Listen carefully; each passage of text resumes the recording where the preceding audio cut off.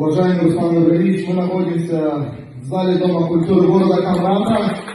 Вас приветствую! Здесь наш гагаузский народ!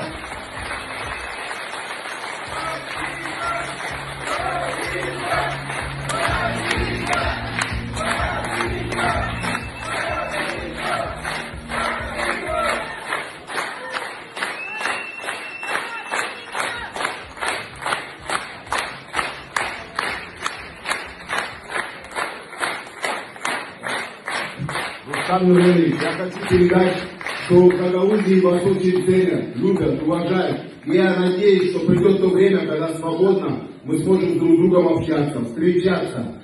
И это будет в скором времени. А те экономические инициативы, начало, которые мы положили, вы видите, как приветствует вас гагаузский народ. Мы очень любим, ценим наших канкар-решеренды, татар, меленты. Вот так вот мы вас уважаем и ждем с вашими коллегами, друзьями и партнерами. Спасибо огромное.